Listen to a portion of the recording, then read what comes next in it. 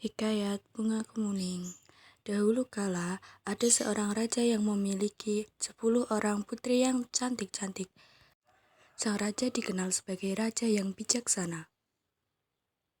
Tetapi ia terlalu sibuk dengan kepemimpinannya. Karena itu, ia tidak mampu untuk mendidik anak-anaknya. Istri sang raja sudah meninggal dunia ketika melahirkan anaknya yang bungsu, sehingga anak sang raja diasuh oleh inang pengasuh.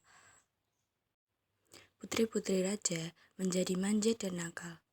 Mereka hanya suka bermain di danau. Mereka tak mau belajar dan juga tak mau membantu ayah mereka. Pertengkaran sering terjadi di antara mereka. Ke-10 putri itu dinamai dengan nama-nama warna. Putri sulung bernama Putri Jambon. Adik-adiknya dinamai Putri Jingga, Putri Nila, Putri Hijau, Putri Kelabu, Putri Oranye, Putri Merah Merona, Putri Kuning, dan 2 putri lainnya. Baju yang mereka pakai pun berwarna sama dengan nama mereka. Dengan begitu, sang raja yang sudah tua dapat mengenali mereka dari jauh. Meskipun kecantikan mereka hampir sama, si bungsu Putri Kuning sedikit berbeda. Ia tak terlihat manja dan nakal. Sebaliknya, ia selalu riang dan tersenyum ramah kepada siapapun. Ia lebih suka bepergian dengan inang pengasuh daripada dengan kakak-kakaknya. Pada suatu hari, raja hendak pergi jauh. Ia mengumpulkan semua putri-putrinya. Aku hendak pergi jauh dan lama. Oleh-oleh apakah yang kalian inginkan? Tanya raja. Aku ingin perhiasan yang mahal, kata Putri Jambon. Aku mau kain sutra yang berkilau-kilau, kata Putri Jingga.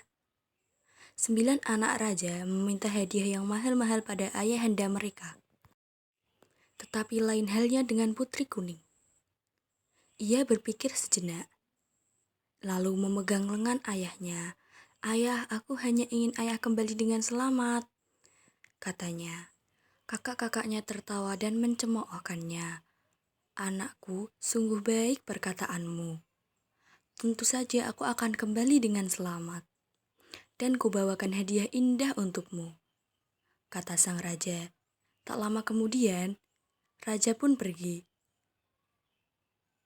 Selama sang raja pergi, para putri semakin nakal dan malas.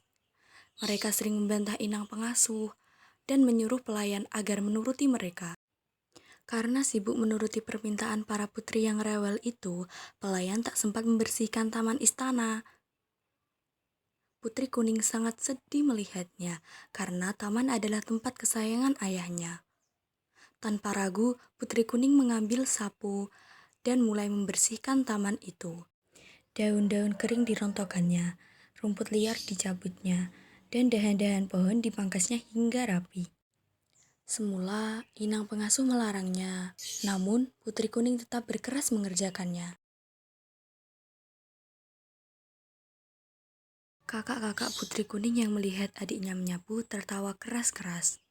Lihat, tampaknya kita punya pelayan baru, kata seorang di antaranya. Hai pelayan, masih ada kotoran nih, ujar seorang yang lain sambil melemparkan sampah. Taman istana yang sudah rapi kembali acak-acakan.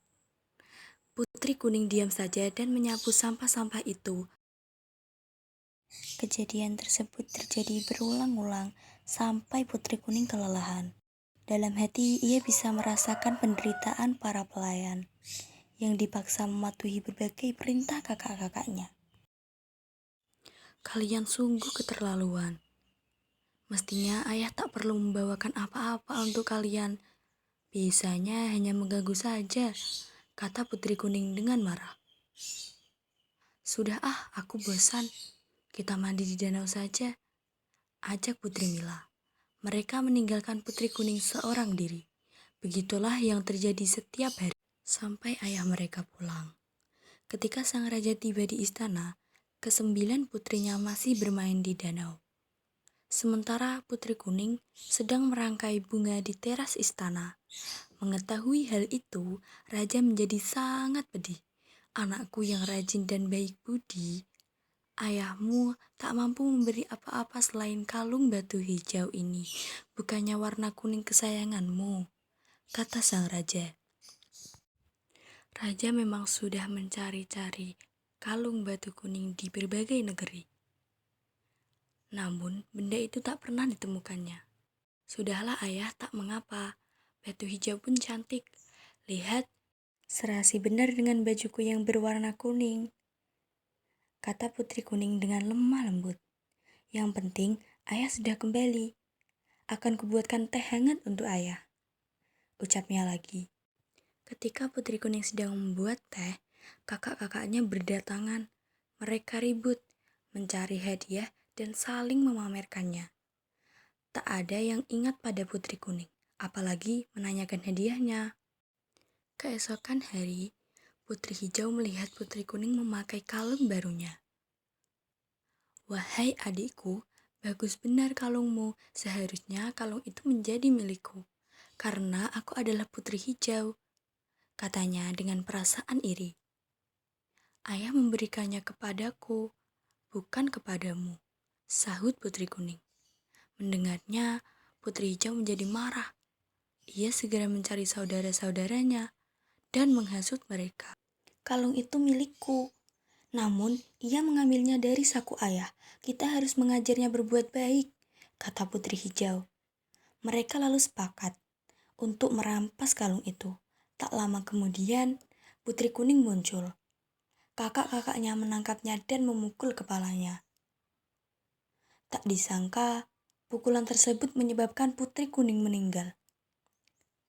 Astaga, kita harus menguburnya, seru putri jingga.